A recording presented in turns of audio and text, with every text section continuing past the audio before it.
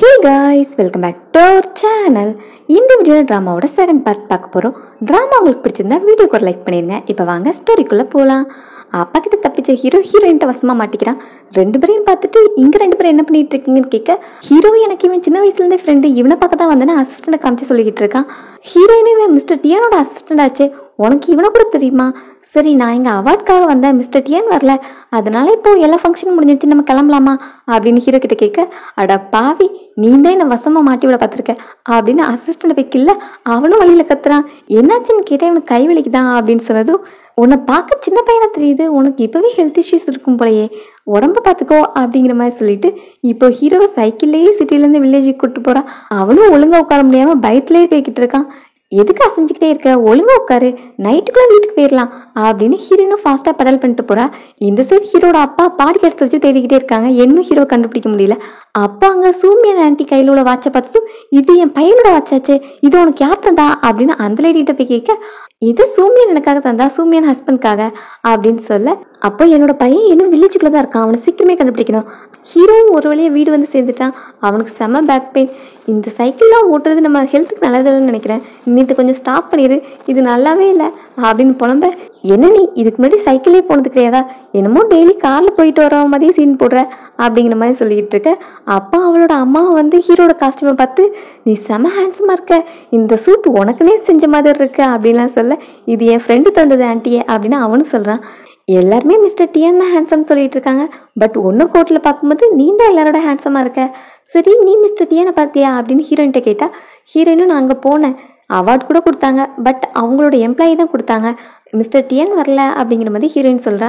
அப்புறம் நீங்கள் என்னோட ஹஸ்பண்டை மிஸ்டர் டியான் கூடலாம் கம்பேர் பண்ணாதீங்க, எப்படியும் என்னோட ஹஸ்பண்ட் தான் அவனோட ஹேண்ட்ஸமாக இருப்பான் அப்படின்னு ஹீரோயின் சொல்லிட்டு இருக்கா. சரி சரி, நான் உன்னோட ஹஸ்பண்ட்காக 2 செட் ட்ரெஸ் எடுத்திருக்கேன், அதை ட்ரை பண்ணி பாரு அப்படின்ட்டு வீட்டுக்குள்ள அனுப்ப, ஹீரோயினும் அவன் சேஞ்ச் பண்ணுறதுக்காக ஹெல்ப் பண்ணிக்கிட்டு இருக்கான். அப்பா அவன் என்னமோ கிஸ் பண்ணுற மாதிரி பக்கத்தில் வர, ஹீரோயின் ஸ்லிப் ஆகி சோஃபாவில் விழுறா. ரெண்டு பேரும் சோஃபாவில் இருக்கிற பொசிஷனை பார்த்தா அம்மாவும் வெக்கத்தில் சிரிச்சுக்கிட்டு, நீங்கள் கண்டினியூ பண்ணுங்க, நான் கிளம்புறேன் அப்படின்ட்டு ஓடுறாங்க. இங்கே ஹீரோயினுக்கு எம்பரசிங்காக இருக்குது, நான் அப்படியே உனக்கு ஹெல்ப் பண்ண வந்தேன் பாரு, இப்போ அம்மா நம்மளை பற்றி தப்பாக நினச்சிருப்பாங்கல்ல அப்படின்னு சொல்ல, நீ இந்த மாதிரி அவன் நினைக்கணுங்கிறதுக்காக தானே என்ன வீட்டுக்கே கூப்பிட்டு வந்த, அப்புறம் என்ன அப்படிங்கிற மாதிரி ஹீரோயின் சொல்கிறான். நீ ரொம்ப பேசுகிற, நீயே ட்ரெஸ் சேஞ்ச் பண்ணிக்கோ அப்படின்ட்டு ஹீரோயின் போகிறா. ஹீரோட அப்பா அவனை தேடிட்டு இருந்திருப்பாங்களே, இப்போ அவன் எங்கே இருக்காங்கிற லொக்கேஷனை கண்டுபிடிச்சாச்சு அப்படின்னு அவங்களோட ஆட்கள் வந்து சொல்ல, இப்போ அப்பாவும் டீமோட அந்த பிளேஸ்க்கு போயிட்டு இருக்காங்க. எங்கள் சூமியனோட வீட்டுக்கு தான். அசிஸ்டன்ட் ஹீரோ கால் பண்ணி, உங்கள் அப்பாவுக்கு நீங்கள் இருக்கிற இடம் தெரிஞ்சிருச்சு, சீக்கிரமே எஸ்கேப் ஆயிருங்க அப்படின்னு சொல்கிறான். அப்போ சேர்மன் வந்துட்டு, நீங்கள் என்ன பண்ணுறா அப்படின்னு அவன்கிட்ட கேட்டால், நானும் பாஸ் தான் தேடிட்டு இருக்கேன், பாஸ் இந்த பக்கம் தான் போனாங்க அப்படின்னா ஆப்போசிட் டைரக்ஷனை காமிக்கிறான். பட் பாடிகார்டு, இல்லை சேர்மன், நம்ம போக வேண்டியது இந்த டைரக்ஷன் அப்படின்னு ஹீரோயின் வீட்டை காமிக்கிறான். நீ என்ன என் பையனுக்காக ஹெல்ப் பண்ணுற அப்படின்னு அவனையும் தூக்கி போட்டு இப்போ ஹீரோயினோட வீட்டுக்கு போகிறாங்க. அங்கே போனால் அப்பாவை பார்த்ததுமே ஹீரோ ஓட ஆரம்பிக்கிறான். ஹீரோ ஓடுறத பார்த்தா அப்பாவும், அவனை யார் பிடிக்கிறீங்களோ அவங்களுக்கு 1 மில்லியன் அப்படின்னு சொல்லி பாடிகார்ட்ஸை வேற என்கரேஜ் பண்ணி விடுறாங்க. அது மட்டும் போதாதான் பின்னாடியே அவங்களும் ஓடிக்கிட்டு இருக்காங்க. இங்கே ஹீரோயின் எவ்வளோ கடன் வாங்கினா இத்தனை பேர் அவனை துரத்திட்டு இருக்காங்க அப்படின்னு அவளும் கூட சேர்ந்து ஓடிக்கிட்டு இருக்கா. இப்போ வில்லேஜை விட்டு ஓடி வந்து ஒரு காட்டுக்குள்ள ஒழிஞ்சிட்டு இருக்காங்க. ஒரு புதருக்கு பின்னாடி உட்காந்துட்டு இருக்காங்க. அப்பாவும் ஏதோ சத்தம் கேட்குதே அப்படின்னு அந்த பக்கம் வந்து பார்க்க வராங்க. எல்லாமே முடிய போகுது அப்படின்னு ஹீரோ பயந்துட்டு இருக்க டைம்ல ஹீரோட அப்பாவுக்கு ஒரு கால் வருது. கம்பெனிக்கு அவங்க அவசரமாக போக வேண்டிய வேலை வந்திருக்கு. ஸோ அவங்களும் இப்போ அங்கேருந்து கிளம்புறாங்க. வில்லேஜில் சூமியோட ஹஸ்பண்டை நிறைய பீப்புள் துரத்திட்டு இருந்தாங்க அப்படிங்கிற மேட்டர் ரொம்பவே வைரலாக போயிட்டுருக்கு. அப்போ அவங்களாம் காரில் வந்தாங்களே அப்படின்னு கொஞ்சம் கொஞ்சமாக பேசிகிட்டு இருக்கு. அந்த மேடம் கூட டிவியில் பார்த்துருக்கேன், அவங்க தான் டிஎன்சன் குரூப்போட சேர்மன் அப்படின்லாம் பேசிகிட்டு இருக்காங்க. இந்த காசிப்பெல்லாம் ஹீரோயினும் கேட்குறா. அப்போ அவன் என்கிட்ட போய் சொல்லிட்டான் அப்படின்னு கோவமாக அவனை கொஸ்டின் பண்ண போகிறா. அதே காசிப் சூலியோட காதுக்கு வருது.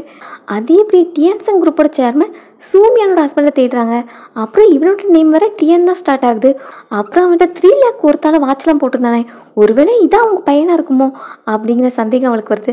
ஸோ அதை கன்ஃபார்ம் பண்ணுறதுக்காக அவளோட பாய் ஃப்ரெண்ட் கிட்ட இருந்து டிஎன்சன் குரூப்போட நம்பரை வாங்குறா.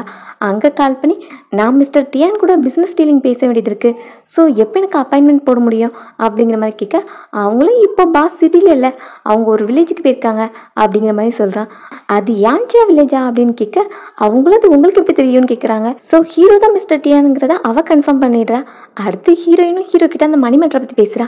ஒன்று, இன்னைக்கு துரத்துறவங்க எல்லாருமே உங்ககிட்ட மணி கலெக்ட் பண்ண தானே வந்தாங்க, நீ எவ்வளோ கடன் வாங்கியிருக்க அப்படின்னு கேட்க, நான் ஜஸ்ட் கேரண்டி சைன் தான் போட்டேன், ஒரு 8 லட்சம் பக்கமாக கடன் இருக்கு அப்படிங்கிற மாதிரி ஹீரோ சொல்கிறான். சொல்கிறான். சொல்லும் போதே இது எப்படி அவன் நம்ப மாட்டான்னு அவனுக்கு தோணுது. பட் ஹீரோயின் அதை நம்பிக்கிட்டு சரி 8 லட்சம் தானே, எப்படியாவது 2 பேரும் சேர்ந்து அடைச்சிடலாம். சரி இந்த மணி கலெக்ட் பண்ண வந்தவங்க எல்லாருமே ரொம்பவே காஸ்ட்லியான காரில் வந்தாங்கன்னு எல்லாரும் சொல்லிட்டு இருந்தாங்களே அப்படின்னு கேட்க, அவங்க தான் வட்டிக்கு விடுறவங்களாச்சே, நிறைய காசு வச்சுருப்பாங்களா அப்படின்னு ஹீரோவும் சொல்கிறான். பட் அவங்க லீடரை பார்த்தா மணி கலெக்ட் பண்ண வந்த மாதிரி இல்லையே, ஏதோ பாஸ் மாதிரில தெரிஞ்சாங்க, நீ எதுவும் என்கிட்ட போய் சொல்லலையே அப்படின்னு கேட்க, அவனும் இல்லவே இல்லை, நான் எப்பயும் உங்ககிட்ட போய் சொல்லுவேன் அப்படின்னு சொல்ல, பொய் சொல்லாமல் இருந்தால் உனக்கு நல்லது அப்படிங்கிற மாதிரி ஹீரோயின் சொல்கிறா. ஐயோ என்னோட க்ரைம் ரேட் வேற ஏறிக்கிட்டே இருக்கேன்னு ஹீரோக்கு பயமாக இருக்குது. இந்த டைம் ஹீரோயின் அவங்க கான்ட்ராக்டை பற்றி பேச, ஹீரோ இப்போ அவளை கூப்பிட்டு போய் ஃபயர் ஒர்க் காமிச்சு சர்ப்ரைஸ் பண்ணுறான். நம்மளோட மேரேஜ் கான்ட்ராக்டில் தான் ஸ்டார்ட் ஆச்சு, பட் இதை நான் என்னமே கண்டினியூ ஆகணும்னு ஆசைப்பட்றேன். இந்த நியூ இயர் முடிஞ்சாலும் நமக்குள்ள டிவோர்ஸ் நடக்கக்கூடாது அப்படிங்கிற மாதிரி சொல்லி ப்ரப்போஸ் பண்ண, ஹீரோயினுக்கும் அது ஓகேங்கிற மாதிரி தான் இருக்குது. அப்புறம் ஹீரோயின்ட்ட உனக்கு நிறைவேறாத ஆசைன்னு ஏதாவது இருக்கா, ரொம்ப நாள் விஷ் நடக்காமல் இருந்திருக்கா அப்படின்னு கேட்க, அவளும் நான் இந்த வில்லேஜ் குழந்தைங்களுக்காக ஒரு ஆசை வச்சுருக்கேன், இங்கே ஒரு லைப்ரரி கட்டணும், பிள்ளைங்களுக்கு நிறைய டைம் இருக்குது, அதை புக்கில் ஸ்பெண்ட் பண்ணாங்கன்னு நல்லாயிருக்கும் அப்படிங்கிற மாதிரி சொல்கிறேன். சரி சீக்கிரமாக அதை யாராவது பண்ணுவாங்க அப்படிங்கிற மாதிரி ஹீரோவும் சொல்கிறான். இங்கே சூலிக்கு ஹீரோட ஐடென்டிட்டி தெரிஞ்சதுனால அவனை போய் சர்வீஸ் பண்ண போகிறா. எனக்கு ரொம்ப கோல்டாக இருக்கு, உன்னோட ஜாக்கெட் தருவியா அப்படின்னு ஹீரோட டோரை போய் நாக் பண்ணிக்கிட்டு இருக்கா. அங்கே பார்த்தா ஹீரோயின் வந்து நிற்கிறா. இந்த குளிர்காலத்தில் உனக்கு எதுக்கு இந்த சின்ன ட்ரெஸ்ஸு, என் ஹஸ்பண்டை சர்வீஸ் பண்ண வந்திருக்கியா அப்படின்னு அவளை பார்த்து கேட்டா, நான் ஒன்றை பார்க்க வரல, உன் ஹஸ்பண்டை தான் பார்க்க வந்தேன் அப்படின்னு உள்ளே போயிட்டு, எனக்கு உங்கள் ஜாக்கெட் தருவீங்களா அப்படின்னு ஹீரோ கிட்ட வளைஞ்சிக்கிட்டு இருக்க, அவனே இப்போ ஒரு பெட்டத்துக்கு மேலே போட்டு இனி உனக்கு குளிராது அப்படின்னு சொல்லிட்டு ஹீரோயின் கூட கிளம்புறான். போகும்போது நீ தேங்க்ஸ் சொல்லலாம், எனக்கு சொல்லாத, எங்கள் வீட்டு நாய்க்கு சொல்லிட்டு போ அப்படின்னு சொல்கிறான். என்னன்னா அந்த பெட் அந்த டாகோடு தான், ஸோ அதை சொல்லிட்டு சிரிச்சுட்டே போகிறாங்க.